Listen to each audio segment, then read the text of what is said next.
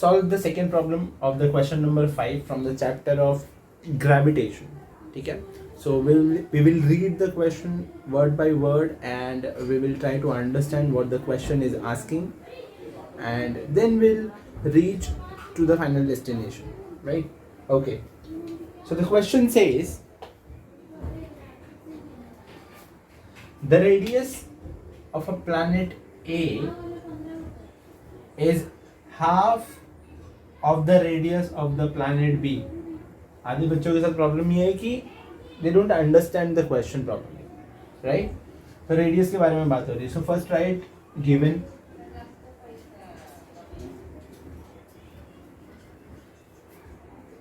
हम अपनी मर्जी से क्या करते हैं? We will let the few things to make the things simpler for us.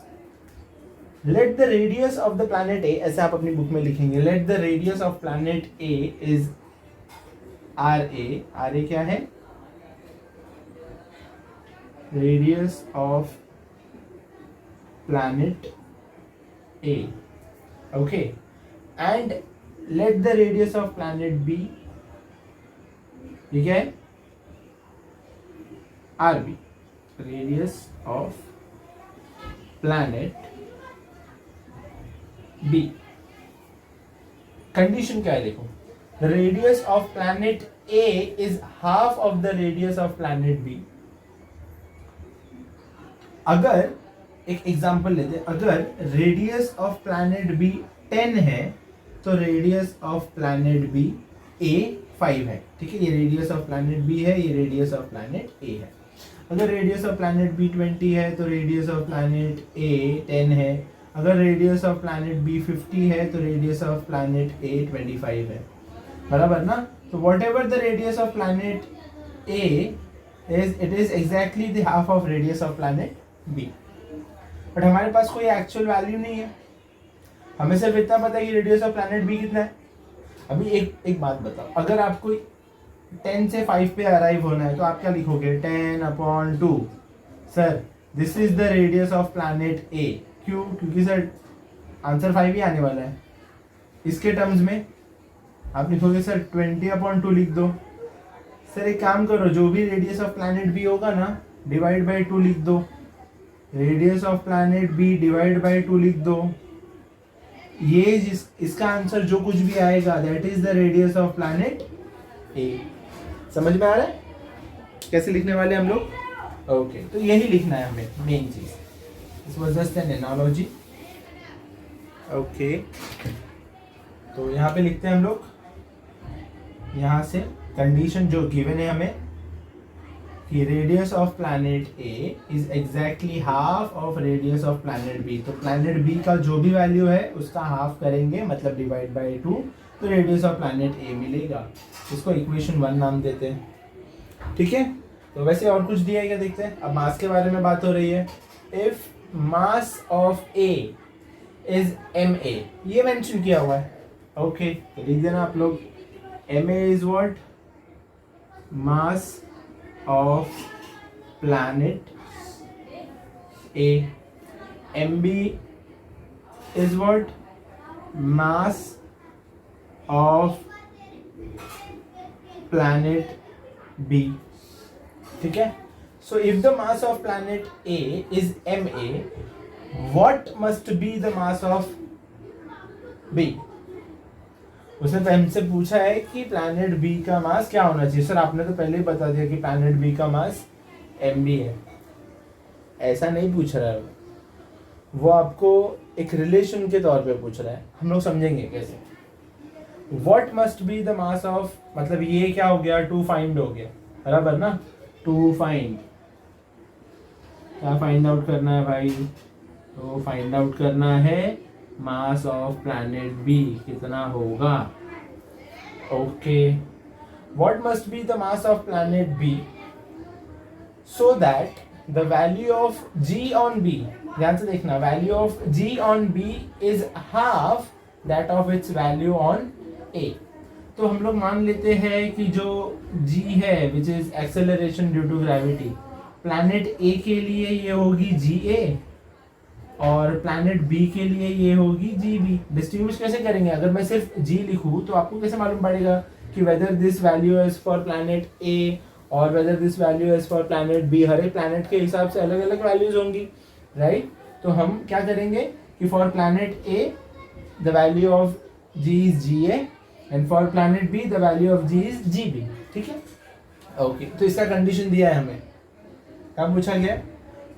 Mass of planet B कितना होना चाहिए सो दैट कि जो भी वैल्यू है जी का on B is half that of its value on ए।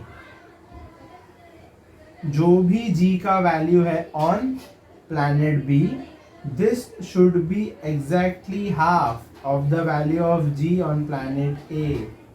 ये कंडीशन बनेगी ना, ठीक है? आई होप ये कंडीशन समझ में आया। जो भी वैल्यू है जी का on planet B should be exactly half of value of G of planet A. तो हाफ किया ना, राइट? ओके, ये तो हमने बस लेट किया है कि मास ऑफ प्लैनेट बी जितना भी होगा एम भी होगा। अगर आप ध्यान से देखो कि यहाँ पर ना हमें किसी भी चीज़ का एग्जैक्ट वैल्यू नहीं गिवन है, राइट? हमें किसी भी चीज़ का एग्जैक्ट वैल्यू नहीं गिवन है, हमें हर चीज़ को एक रिलेटिव तरीके से एक्सप्लेन किया गया है, रिलेटिव तरीके से, कि mass of radius of planet A is half of radius of planet B, बराबर ना?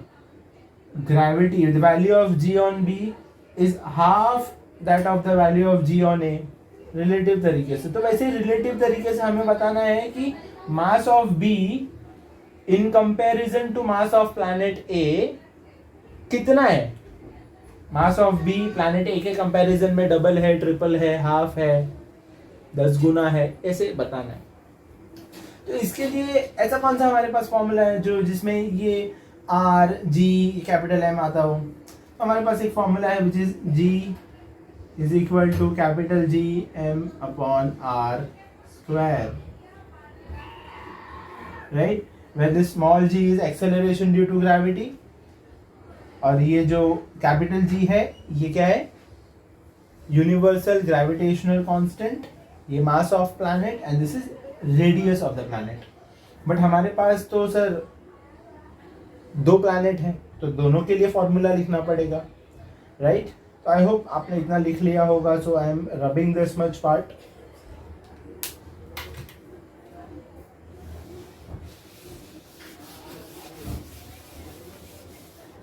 ओके,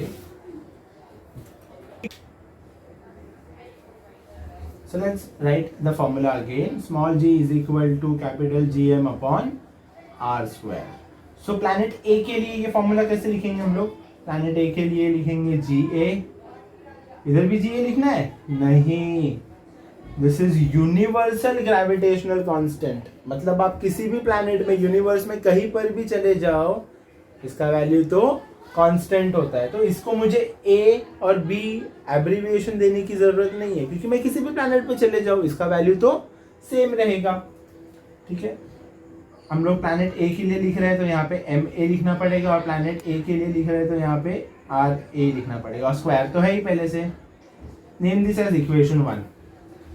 तो for planet B, GB is equal to GMB upon RB square, तो था ही, है ना? Name this as equation 2।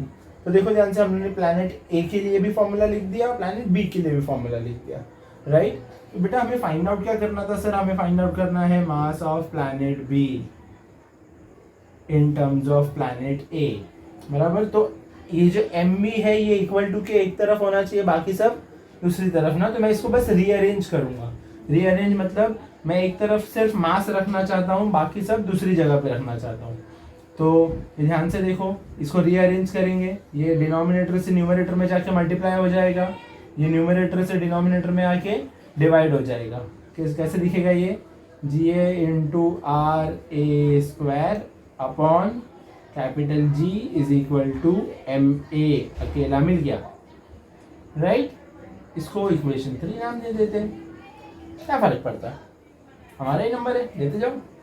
Same इसके साथ भी इसको भी रीअरेंज करते हैं। GB is equal to, sorry, ये यहाँ पे जाके मल्टीप्लाई हो जाएगा, ये G यहाँ पे आके डिवाइड हो जाएगा, तो GB multiplied by RB square upon capital G is equal to MB. Name this as equation 4.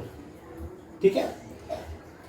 अब हमें MB का वैल्यू फाइंड आउट करना है, तो मैं MB को ऊपर न्यूमरेटर में देखना चाहता हूँ. मैं क्या करूंगा, इक्वेशन 4 को इक्वेशन 3 से डिवाइड करूंगा. इक्वेशन 4 डिवाइडेड बाय इक्वेशन 3, मतलब इक्वेशन 4 को ऊपर लिखना पड़ेगा और इक्वेशन 3 को डिनोमिनेटर में. तो ध्यान से देखना, ये इक्वेशन 4 है, तो ये MB मैं अभी इधर लिख रहा हूँ.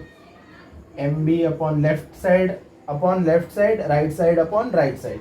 तो MB के नीचे आएगा MA इज इक्वल टू, पहले MB वाला पार्ट लिखेंगे, GB into RB square upon capital G upon MA वाला लिखो, GA into RA square upon capital G. ठीक है. Now both this G and G will get cancel, right. क्या बचेगा हमारे पास बचेगा MB upon MA is equal to GB into RB square upon GA into RA square. Right. Okay. देखो, हमें इन दोनों का जो रिलेशन फाइंड आउट करना है ना, उसके लिए हमें जो भी चीजें राइट साइड में दिख रही है वो सब एक ही स्पेसिफिक प्लैनेट के लिए होनी चाहिए. मतलब क्या समझा रहा हूँ, मुझे राइट साइड में या तो जो भी चीजें दिख रही है ना, वो या तो प्लैनेट ए के लिए ही दिखनी चाहिए या तो प्लैनेट बी के लिए ही दिखनी चाहिए. फॉर एग्जाम्पल, मुझे राइट साइड में प्लैनेट बी के लिए भी कुछ दिख रहा है और प्लैनेट ए के लिए भी कुछ दिख रहा है. ऐसे हमारा आंसर नहीं आएगा. हमें या तो सब कुछ प्लैनेट बी के लिए लिखा होना चाहिए या तो सब कुछ प्लैनेट ए के लिए लिखा होना चाहिए. तो मान लो मैं बोलता हूँ कि ना मुझे प्लैनेट बी के लिए देखना है. आप प्लैनेट ए के लिए भी देखोगे तो आंसर सेम आने. मुझे सिर्फ प्लैनेट बी के लिए सब कुछ देखना है. ठीक है, प्लैनेट ए के लिए नहीं देखना है. लेट्स चेक क्या करेंगे हम लोग. तो बी के लिए देखना है, तो ये तो बी के लिए ऑलरेडी है, इसमें तो किसी तरह का चेंजेस नहीं आएगा. अभी देखो ये GA है, तो GA की जगह पे मैं क्या लिख सकता हूँ, ये देखो ये रिलेशन है हमारे पास, है कि नहीं. यस. ये 2 डिनोमिनेटर में यहाँ पे जाके क्या हो जाएगा, मल्टीप्लाई हो जाएगा. 2 into GB is equal to GA हो जाएगा ना. मतलब GA की जगह पे मैं ये 2 इंटू GB लिख सकता हूँ, राइट. तो GA की जगह पे हमने लिखा 2 into GB. I hope you are getting my point. अभी RA स्क्वायर है, देखो RA की जगह पे हम क्या लिख सकते हैं, RB अपॉन 2. तो मान लो RA की जगह पे मैंने लिख दिया RB अपॉन 2. स्क्वायर कहाँ गया, स्क्वायर तो है ना, इसके ऊपर लिख देंगे. So as you can see GB और GB हमने कैंसिल कर दिया.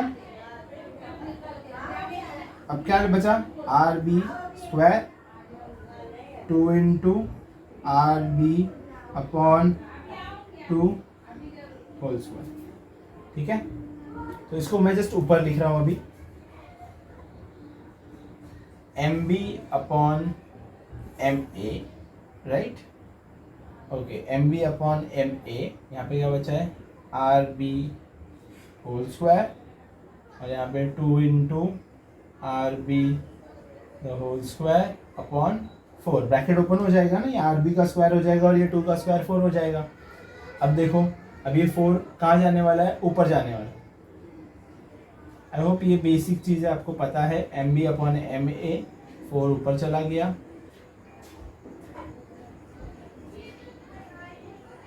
Two into RB square.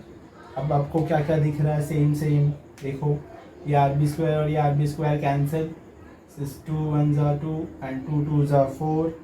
सो क्या मिला हम लोगों को, सर हम लोगों को मिला MB upon MA is equal to 2.